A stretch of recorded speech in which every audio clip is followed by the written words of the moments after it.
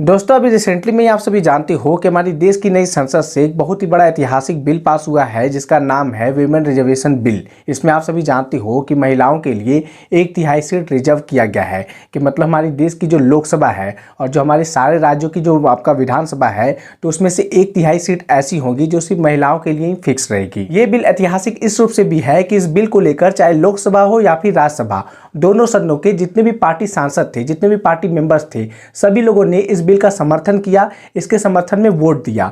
फिर चाहे वो कांग्रेस हो, समाजवादी पार्टी हो, आपका बीजेपी हो और चाहे कोई भी पार्टी आप ले लो, सभी लोगों ने इस बिल का समर्थन किया। लेकिन यहाँ पर जो अपोजिशन पार्टी थी वहाँ उन्होंने एक क्वेश्चन रेज किया। भले उन्होंने वोट तो किया उनके समर्थन में, बिल के समर्थन में ही, लेकिन उन्होंने एक क्वेश्चन रेज किया कि ये जो बिल है ये तत्काल लागू क्यों नहीं हो रहा है, यानी कि अगले साल 2024 में जो हमारे देश में इलेक्शन हो रहा है तो उसमें इसको लागू क्यों नहीं किया जा रहा है, इसको आगे क्यों बढ़ाया गया है।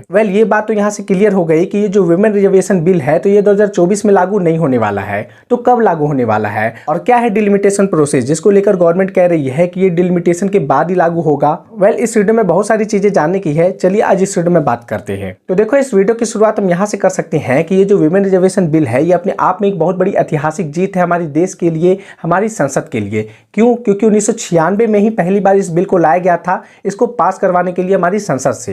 लेकिन 1996 से लेकर अभी तक 27 साल गुजर गए थे, लेकिन अभी तक इस बिल को पास नहीं किया गया था। इवन 7 बार इस पे अटेम्प्ट भी किया गया, आपका संसद में 7 बार ये हमारे देश में आया, मतलब कि हमारी देश की संसद में, लेकिन इस बार जाके ये पास हुआ है। और इसका मकसद सीधा सा है कि हमारी देश की पार्लियामेंट में जो महिलाओं का रिप्रेजेंटेशन है उसको बढ़ाना, उसको 1/3 तक ले जाना कम से कम। अभी हमारे देश की लोकसभा में जो महिलाओं का रिप्रेजेंटेशन है वो मात्र 15% है और वो भी पूरी मतलब कि आजादी से लेकर अब तक का वो सबसे हाईएस्ट है। वहीं अगर हम बात करें अलग अलग राज्यों की विधानसभा की तो वहां पर तो आपका 10% से भी नीचे है आपका वीमेन का रिप्रेजेंटेशन वहां की विधानसभा में। अब चलो बात करते हैं कि चलो ये सब तो ठीक है, लेकिन ये बिल लागू कब होगा। तो देखो इस बिल के तहत ही हमारे कॉन्स्टिट्यूशन में एक आर्टिकल ऐड हुआ है जिसमें कहा गया है कि सबसे पहले एक सेंसस होगा, उसके बाद डिलिमिटेशन होगा और उसके बाद ये बिल लागू होगा। अब आपके मन में एक सवाल होगा कि अच्छा डिलिमिटेशन होगा तब ये बिल जाके लागू होगा, तो ये डिलिमिटेशन कब होगा। और उससे भी सबसे पहला सवाल ये है कि ये डिलिमिटेशन एक्चुअली में होता क्या है।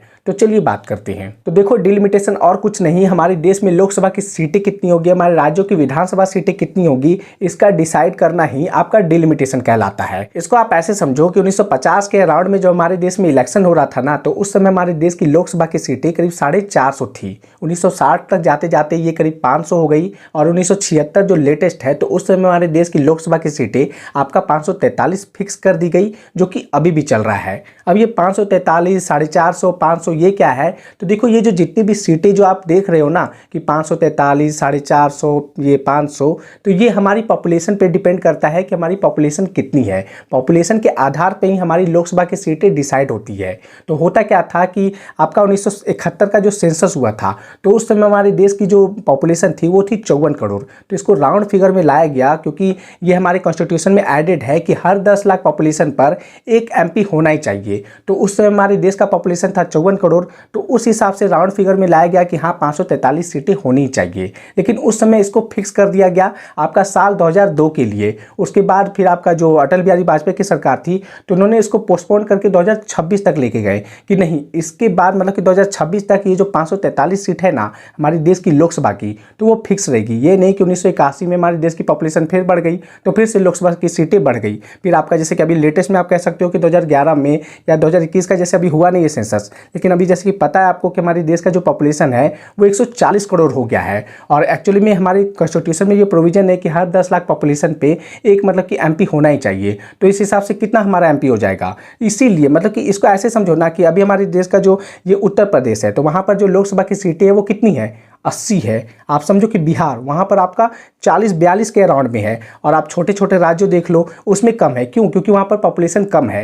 तो समझ रहे हो ना कि पॉपुलेशन चूँकि अगर जिस स्टेट का पॉपुलेशन ज़्यादा होगा तो वहाँ पर रिप्रेजेंटेशन भी ज़्यादा, रिप्रेजेंटेशन ज़्यादा इसका मतलब कि कंट्रोल वहीं पर होगा ना कि हमारे लोग सांसद ज़्यादा जाएंगे तो एक डिसाइडिंग फैक्टर हो जाएगा कि देश की सरकार पे किस राज्य के पीएम एमपी वगैरह ज़्यादा जा रहे हैं। तो ये कन्फ्यूजन मतलब कि ये जो कंटेंशन है कि यार हम पॉपुलेशन कंट्रोल कर रहे हैं और आप बढ़ाते जा रहे हो और इसके बावजूद भी रिप्रेजेंटेशन आपको ही मिलेगा। तो इस चीज़ को रोकने के लिए हमारी जो इंदिरा गांधी की सरकार थी, तो उन्होंने उसी समय 1976 में इसको रोक दिया था कि नहीं, पॉपुलेशन कंट्रोल होते रहना चाहिए और आगे 2026 में डिसाइड करेंगे कि उस समय हमारे देश का डिलिमिटेशन होगा और उस समय हमारे देश का जो लोकसभा का जो सीट है ना, वो कैसे डिसाइड किया जाएगा और कितना आगे बढ़ेगा। अभी ये जो वीमेन रिजर्वेशन बिल हमारी संसद से पास हुआ है, तो उसमें भी सेम प्रोविजन किया गया है कि अगर हम 2024 को अगर इसमें इंप्लीमेंट करते हैं ना, तो ये बहुत दिक्कत खड़ी हो जाएगी। इसमें लीगल इशू भी, लीगल क्वेश्चन भी खड़े हो सकते हैं। इसको चैलेंज भी किया जा सकता है आपका सुप्रीम कोर्ट में। लेकिन अगर हम करेंगे ना इसको कि डिलिमिटेशन, पहले चूंकि